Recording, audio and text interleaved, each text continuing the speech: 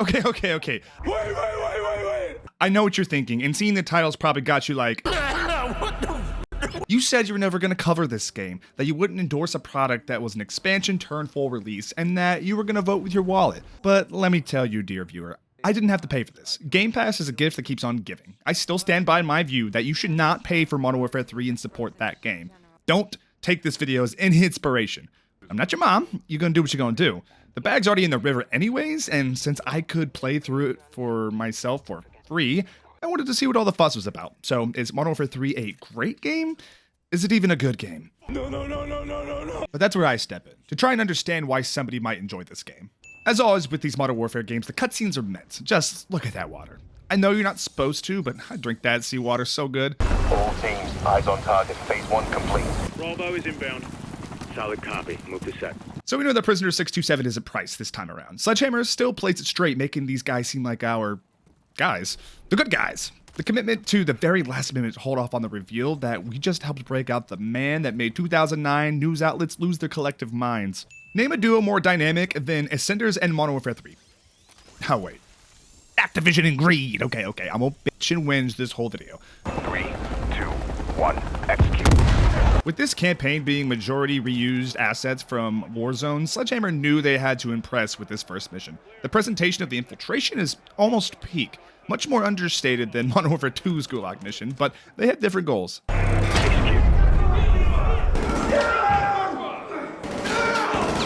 This is neat no matter where I see it happen. The Batman, Daredevil. When a game respects the realism of firearms, I respect the game.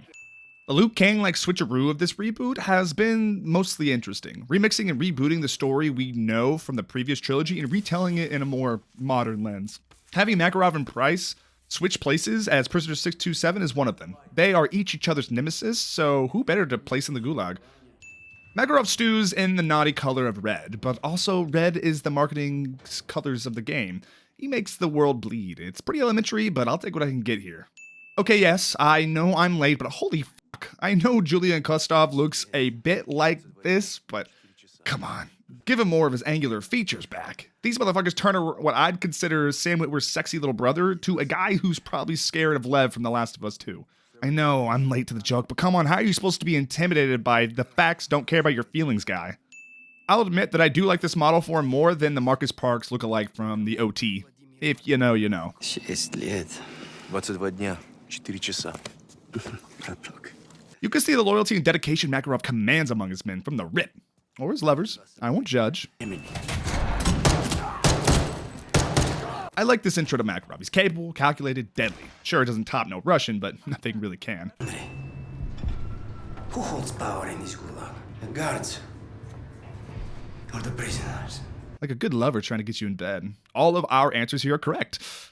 For some reason. Gotta appreciate the dedication to his training, getting into a proper position to enter the water in all of this. To be fair to the opening of this game, I was kind of into it. Of course I knew of the dumpster fire that is to come, but I don't know, I'm such a sucker for a little bit of hope.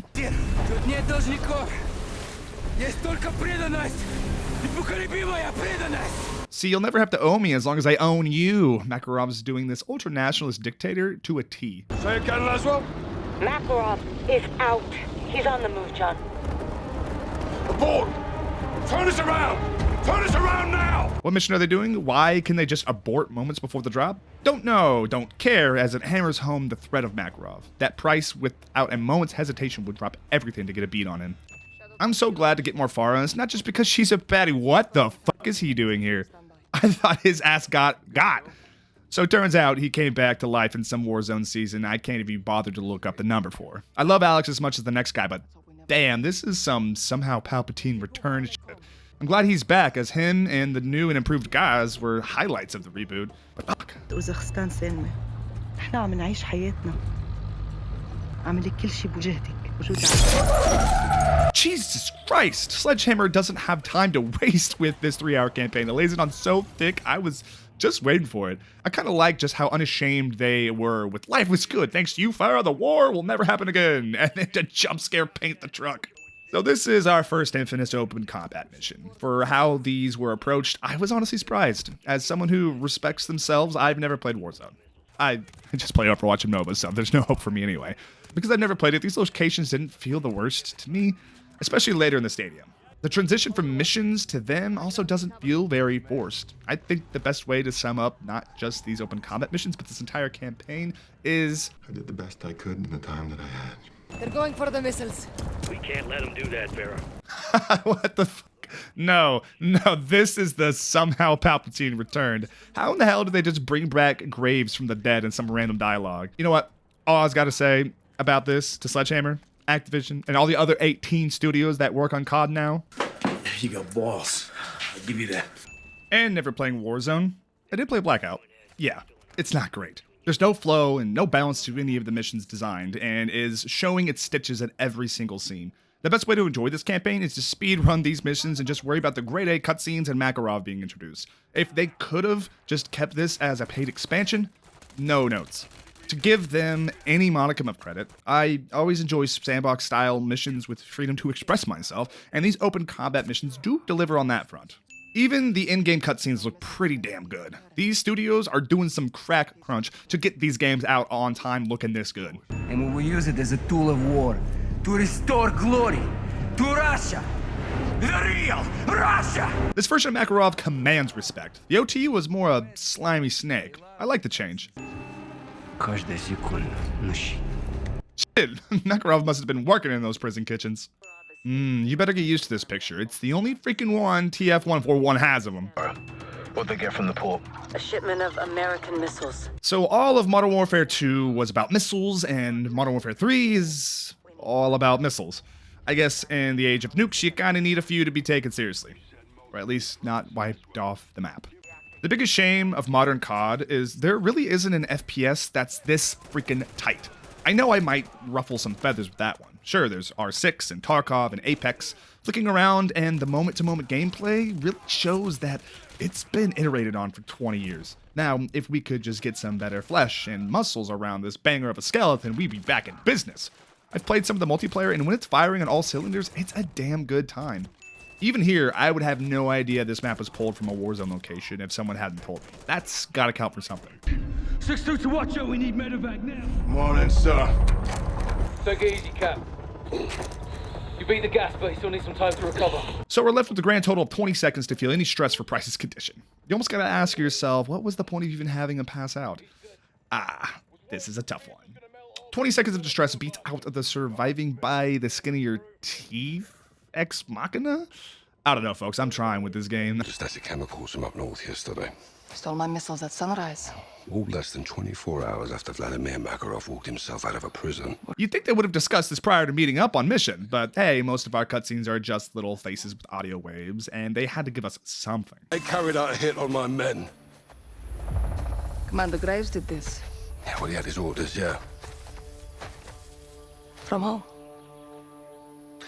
General Shepard. You'd also think this would have come up literally at any point beforehand, but Farah has been distancing herself from 141 ever since the last game. She's playing with her cards close to her chest, so it's likely it never came up as it didn't concern her. Now all the skeletons are coming out to play with another missile crisis. I never want to lie to you, but I can't tell you everything. What you call classified, I call secrets. Okay, I don't love the lines, but I enjoy the angle that they're trying to play. Urzikstan has been a war zone her entire life and has to do what's best for her people, and that means not always trusting everyone and maybe even lying in bed with unsavory folk like Shadow Company. They did get her missiles after all. And after the events of Modern Warfare 2, I can see Shadow Company looking for any angle to weaken 141, and flipping Farah could be that motive. But let's be real. This script isn't thinking this hard about none of this. 141 is the only group written with any semblance of consistency. Yo, I fucking love Far Cry 3. Marov's launching a false flag attack. Those missiles are American. He's pinning it on Farah in the west. He wants the world to think I'm the enemy. I still don't know where I land on this reboot, just being a modernized version of the same plot we've experienced before. It's hard because the plot's so damn good. I always get a kick of how they remixed it. But what if it was something new, like Modern Warfare 2019 was? That was fun. Oh, sneaky all gillied up mission type win or something. Farah is just really becoming more and more like John Wick. They're gonna launch. My missiles, my flags, my country. He wants the world to think you did this. Okay, so good on Makarov for having a second plan with the plane if someone was daring enough to stop fucking nukes.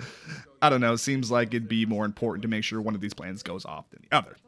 But dude, smart. Should always have redundancies built into your game plan, just like any good Commander Magic deck. It's too late to disarm. We have to let it launch.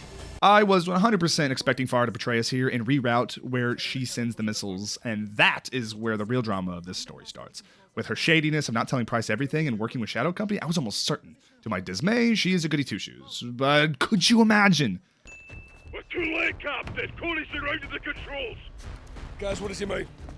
2 missiles. Launch him now from your northwest. And then there's a media battle on why the targets were so different at one place and not the other. I don't know. Placing a character we care about in the missile's path, just like Modern Warfare 2, is a good way to make sure we care. Who's your contact? Yuri Volkov. Oh, Yuri's here. Противник моего оппонента. Мой союзник. Is that just a translation thing, or were they really scared of just directly calling back the line word for word? Call back either way. Seeing the text from 2's end credits from a new perspective. Neat. كيف عرفت؟ ابنك طارق جوزك خالد.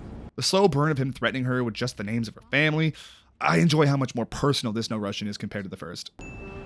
حراس الجو وطاقم الطيارة كلهم معانا. وانت كمان.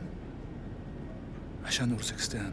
I'm also floored how they tapped into the other side of post 9/11 fears. Our first No Russian was experiencing the attack from the ground, but up in the sky, we can't imagine that level of hopelessness and fear. Damn, for a second I thought homie messed up letting us know that the air marshal was with him along with the flight crew, but no, it's much more worse than that. I believe they actually weren't plants at all, and this further cements the false flag. Or Makarov is leveraging Coney's dying loyalty.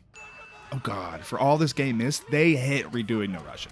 The claustrophobic fear, being put in this impossible situation of, do I kill these people to get to the phone to save the rest? As if the phone would actually even stop the explosion. Crash site and prove it. ICAO data shows that it was a flight out of Kastovia bound for Sochi. They lost contact in this region. That's all I need. God, the whiplash of that scene to Farah immediately showing up at the crash. This is where you really feel the accelerated timeline of this game. There was no time for any actual story to develop, just hopping from plot point to plot point. This should be devastating to Farah and Alex, but it's not that deep. Let's just go get some evidence. Easy peasy. I guess if you're short on time and patience, this is the campaign for you. What happened at the crash site? They were planting evidence to frame us and collecting the rest. I've noticed many of my wins here I've been trying to explain away the insanity that is this game's script. Why would Makarov need to plant evidence if the people's phones and flight recorder already had everything that was needed? Remember what I said about Mac earlier? He loves redundancies. You don't tear down the West with Plan A. At least that's his belief. And the black box? Wiped it clean. Smart. You stopped Makarov from controlling the narrative.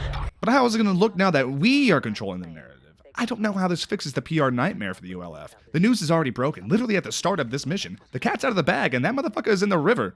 Alright, fuck. Where's the win? Where's the win? People will speculate, but you beat Makarov at his own game. No, that's it.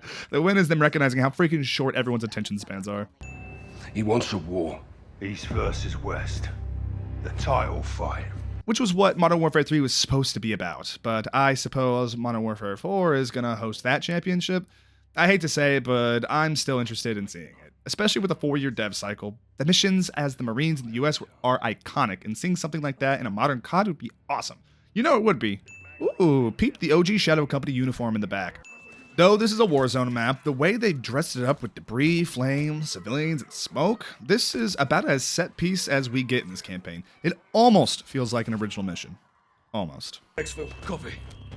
I wonder if this is the same Burns that we play as in Mind the Gap in Modern Warfare 3. They're both sergeants in each, so little reference, maybe? I don't believe in luck. I believe in planning. Bad luck. It's just poor planning. Luck is when preparation meets opportunity, they say. Oh, look how good Ghost looks in his Modern Warfare 2 get-up. God, it just transports me back to 2009. Those were some beautiful days of me just getting home from school and commando knifing a lobby. Are we on first name basis? Herschel. Love this transition to a more American accent. Honestly, Makarov is the only interesting character in this story. Love him when he's on screen. Be seeing you again, McTavish. Foreshadowing the fuck out of Soap's death, are we? Without an army, you got nothing. Wrong again, boys. Unbelievable. So, You miss me? Now that's something to reveal, Graves. I wonder if the lines with fire were just a teaser to make us question how the hell she's talking to Graves. This mission really reminded me of the opening training missions from Advanced Warfare, and that's a compliment. That was a pretty good campaign, and we just weren't ready for it. Even if we do. Are those gold-plated 50 caliber Desert Eagle Pistolera? It's kind of silly, but in a place where all the money can be found, I'd say it's quite sound to find ostentatious weaponry. You. If only Marin talked to Cal like that, we'd all be simping harder. This is Marin from the Jedi games, if you're unaware. You're stealing from Makarov's future, not mine. Oh, Soap, do you hear that? I did. This is your personal account, huh? Looks like we found that pressure point, boys. One of the more engaging scenes, I'd say. Seeing the boys use their wits instead of their bronze and get the job done is refreshing, and dialogue is so snappy. These guys are professionals. Guys, the best win I got for this mission is that we play as new guys. Garrick was an awesome fish out of water foil in Modern Warfare 2019 to Price, so I've still got a little heart on for him.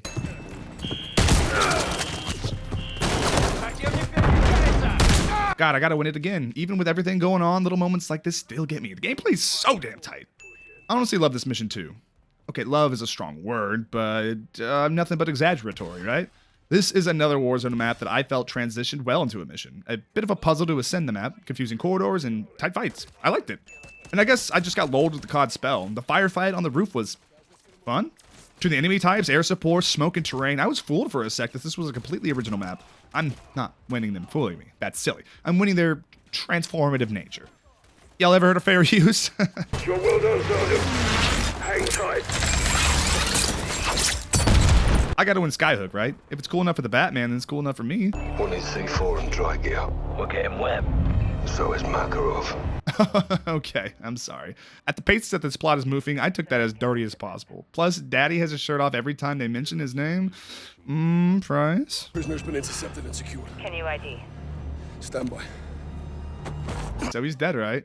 Like, no shot he survives this. You know what? I'm all in with this game now. It's so insane that you just have to go with it and trust the ride gets off somewhere. This time, instead of teaming up with Makarov to take down Shepard, we're going the inverse this time. The enemy of my enemy is my friend. Sorry, the opponent of my opponent is my ally. What kind of... Anyway, it's like poetry, it rhymes. Obligatory COD Snow mission. This setup also reminds me of the GOAT mission contingency from Modern Warfare 2. Remember? The crazy Get Price stealing a nuke? The camo and AI with these snipers is kind of impressive. I was scared, couldn't find them for shit. We'll rally up with fire at the mill, lay waste to all movers. Speaking my language, guys. So everyone's got an archetype, and I love that this version of Soap is kind of unhinged. You might notice almost everything that comes out of Soap's mouth is killing, murder, shooting people, and when you notice it, you can't unsee it. He's the group's little psychopath. I'll blow your fucking brains out. My fucking job is to kill the enemy. Let's smoke him and call it a day. Lay waste to all movers. Speaking my language, guys. It will break. That smile. That damn smile. Moving on the reservoir. Good hunting down there, LT. Same, Johnny. They're really going for that boneyard, no loose ends double mission, aren't they? Our heroes are split and about to get toasted? I guess for a remix, we all survive and we succeed. If they killed both Ghost and Soap in the same game, that would have been crazy. You and Graves are on the same team, John. Don't forget that. Oh, I don't forget anything. Meaning that retribution is coming for Graves for what he did. You know, I love me some Senator Framing. What a shot. One ground team is at Rally Point Boneyard. See what I'm saying? They literally reference the fact that these missions are mirrors of the OGs. A neat callback to one of the best missions in Modern Warfare 2. Which brings me to how weird this game is. It's called Modern Warfare 3, but it's pulling and rehashing elements from Modern Warfare 2 and Modern Warfare 3. Modern Warfare 4 is going to be so confusing. And like any Modern Warfare game, we gotta have an obligatory AC-130 mission, right? Right? If you're curious of my thoughts on the AC-130 revamp, you can check out my thoughts of that in my Modern Warfare 2 video, because it's honestly a step back here. 3 things you cannot outrun in this world, folks. Death, taxes, and me. Because you effing came back from the dead, bro!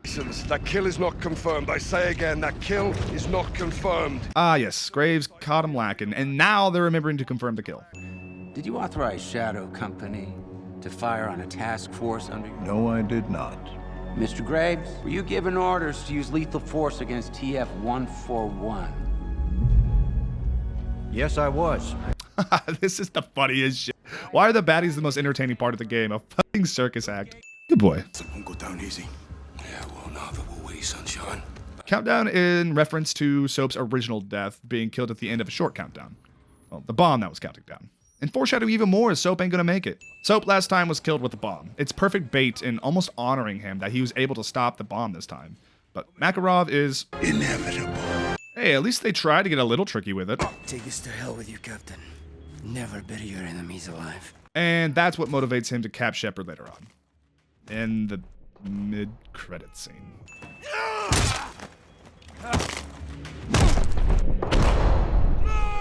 And so Soap dies, kind of unceremoniously. No music, no build-up, just Captain credits. It's more gritty having it be so unassuming, but come on. This is the Train Go Boom series, and we all love the new Soap. Points for the actor really bring this version of him into his own. He's younger, scrappier, and hungry to prove himself. You're gonna be missed in Modern Warfare 4 Soap. They are professionals, though, getting the job done before morning. Keeping focus after witnessing a brother go down, couldn't be me, all I'm saying. Sleep easy, soldier. See you down range, brother. Rest in peace, Johnny. And this still kind of hits. Even with the dumpster fire that is this game, I still care about these characters. I know there's something wrong with me. I love how the rack on the table looks kind of like an empty chair, and then Price shows up like a fucking boogeyman. You know I gotta win the sauce. You're better than this, Captain. We both will. With everything that Price has been through, I can only assume that it was the death of Soap that finally made Price say enough is enough and truly get down in the mud with them. Now, I do wish Shepard had more a hand in his death, like how he literally did with Ghost and Roach in Modern Warfare 2, but this slots John perfectly into being where he needs to be to mimic Modern Warfare 3 being disavowed. So yeah, they just kinda kill him. I even missed this cutscene on my first time around. How do you hide something like this, and why does he just get taken care of in a cutscene? It's okay. It's fine. Everything's fine. They need to Shepard off the board to make room for focusing on Makarov. Sadly, our boys didn't have enough time to get it done. Of all the games to cover after taking a 2-month hiatus from YouTube, I'm sure you're all surprised by my choosing of Modern Warfare 3. I'd partially already had the script done after the Black Ops 6 launch and decided that it would be a simple one to finish up for you guys and finish my coverage on all the COD games. And if there was one game that deserved the wins treatment, it's this one. This is without a doubt the worst COD campaign of them all. We all know the reasons, and it's very disappointing that Sledgehammer had 6 months notice to turn their expansion into a fully fledged campaign. I'm honestly amazed that they got this much together in such a short time. Originally, the crew over at Sledgehammer were going to make Advanced Warfare 2, and then got canned onto this.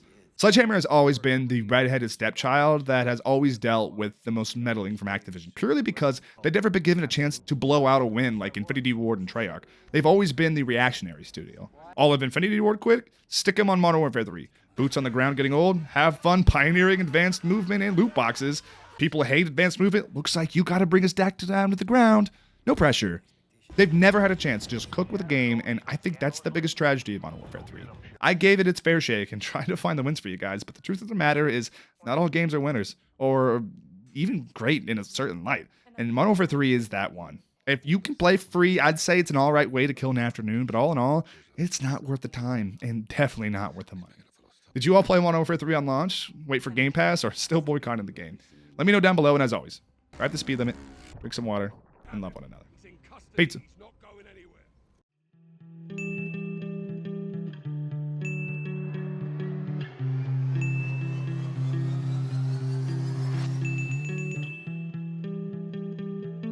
You could check out my Modern Warfare 2 video here on the left, or me covering the entire GOAT of an OG trilogy on the right.